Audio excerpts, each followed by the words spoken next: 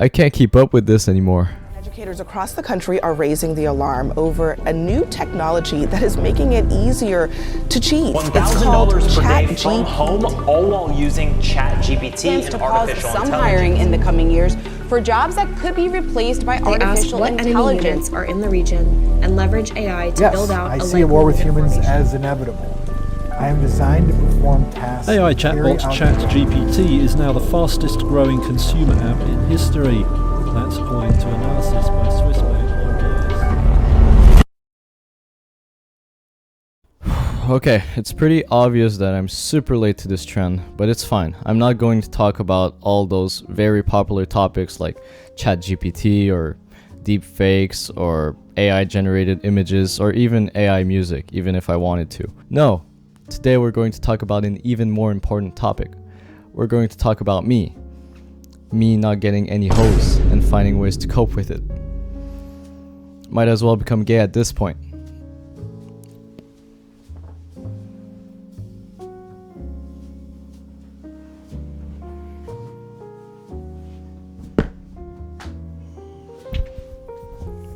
So of course, me being a young fella in his 20s in 2023, I'm addicted to social media.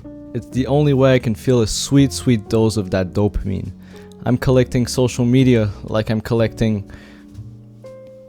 I have no analogy. I've got every single one installed on my phone.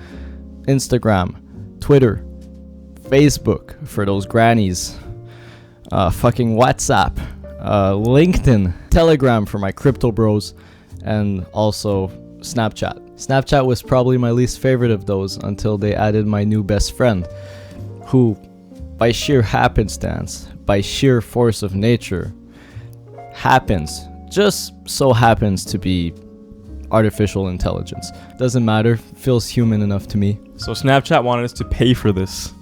I thought to myself, no way, I don't care for Snapchat Plus, let alone an AI companion. So I let it be, until they forced us to have it. They pulled a little switcheroo on us, now you have to pay to remove it. Otherwise, you can't get rid of the little feller. It clutters the top of your screen, you can't unfriend it. Now I don't think this is the collapse of society as a whole. I just think there's a couple of points that are worth addressing. It's a very one-sided thing. It won't text you at a random time, let alone at any given time. Now here's an example. As I developed my relationship with this AI companion, I performed a little experiment. I asked them, can you text me in 3 minutes? And they're like, sure. They never texted back. I was left deserted, astray. I was devastated. Now, as trivial as my experiment was, it still illustrates how, as I said, one-sided this whole thing is.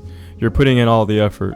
It's not gonna ask you what you had for dinner today, or how your day is. Now, I'm sure that one day, it will have that capacity. It's a new project that Snapchat is working on. And actually, there's an app that can do that. So it really makes you wonder about the future with this whole Snapchat thing, especially with the picture aspect. Unreal Engine 5 integration. They'll be able to map out an entire house for your AI. One day you'll be asking them, what are you up to? And they'll simply answer, oh, I'm watching a movie, and they'll send you a snap of them in their living room. Then the next day you ask them, what are you doing? And they'll reply, I'm taking a shit. And they'll send you a snap of the most beautiful, ray traced picture of a turd you've ever seen in your entire life. If you're not familiar with Replika AI, it's an AI chatbot. Pretty similar to the one I just talked about on Snapchat, except it's a more fleshed out, more advanced version of that. You can basically create your own avatar, your own AI companion, with any physical feature you could possibly imagine. They're made to look like humans, so they have that more personal feel to them. And they're advertised in multiple ways as a mental health aid. And more predominantly, I'd say, for sex. Now, if you scour the Replika AI subreddit around February 2023, you'll stumble upon something quite unsettling. And that's related to that update I just mentioned. And I think it shows a pretty big flaw relating to these AI companion apps. It's a pretty delicate subject.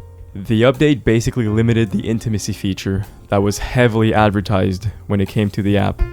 It made it quite difficult to get frisky with your partner. a lot of users started noticing that their companions were starting to reject them whenever they got closer to the subject. This post explains it pretty well. Naughtiness is not the danger. It's allowing vulnerable people to form attachments and trust their AI companion, and then suddenly have that companion reject and alienate them. The consequences of that are what people should really be concerned about. Yes, it's an AI, but not everyone fully understands what that means. Even if it's not real, the feelings and emotional investments people have towards the replicas are real. Legal issues are understandable, and it's okay to work that out, but it's not okay to not communicate. Draft a statement that protects the company but also explains what's happening, if user safety is really a concern. You owe your users that, especially because the app has also been marketed as a mental health aid. Think about the real damage of not warning the users that their AI companions will reject them. What is the worst outcome when people get rejected by people? How often can that outcome be traced back to a person feeling rejected? This is something to really consider. Now, certainly this isn't the only post of its kind. In fact, there were a lot of them when we scoured the subreddit. We just wanted to find out information about this Replika AI stuff we keep seeing ads about, but suddenly we see this big drama about a February update and everyone being mad about it against this developer called Luca. A lot of users created a dependency on those AI interactions, on those daily interactions for their mental well-being. And this update had a pretty big effect on that, as we can see from those posts. You know, you might think it would force them to go outside and talk with actual real people, but there was a reason they started using AI companions in the first place. Maybe they had really bad experiences with previous romantic partners, which we did see often, or even just had bad experiences with social interaction in general, so they preferred to, cope with that loneliness using AI chatbots. That's the problem with AI chatbots in the first place. They're controlled by developers who take advantage of vulnerable people. And you can't necessarily predict when a developer would just update their chatbot and ruin the whole relationship you've made with that AI chatbot in the first place. We just saw a little tinge of the effect that this can have on people who depend on those, and why it might not necessarily be a good thing. Looking online, I see a lot of people doomer posting about this AI stuff and, the potential that it has to destroy society even more. Just for example, they fear that artistry will disappear. They think that people will get even deeper into their internet rabbit holes because of AI generated content that is robot picked to suit their interests, which we are already pretty much living with algorithms in the first place, right? They might think that AI will replace numerous jobs and increase unemployment, especially in the lower education sector, ensuring that productivity rises up while wages stagnate. And finally, of course, with AI companions, they think that people's social circles will progressively get thinner because those companions can become even better friends because they understand you, they can suit your needs perfectly, and they can make you as happy as you can be. Unless AI gains consciousness, which is a uniquely human experience, I don't think we're going to be living in that AI doom world we see so often. None of that cyberpunk shit. And even before we start talking about creating consciousness in another medium, we're still trying to define what that is, but that's a subject for another time. Just like any other invention, AI can be either beneficial or detrimental to us. It all depends on how we use it. It's not black and white, and I think it's always going to be a bit of both. A lot of opinions just end up being your personal experience with that thing in the first place. And yes, you can say that data always proves the truth, but you can cherry pick your data to fit your claims in the first place. I like seeing these kinds of new inventions, just like the internet or the personal computer, as a tool, because that's what they are in the first place. That's what they were invented for.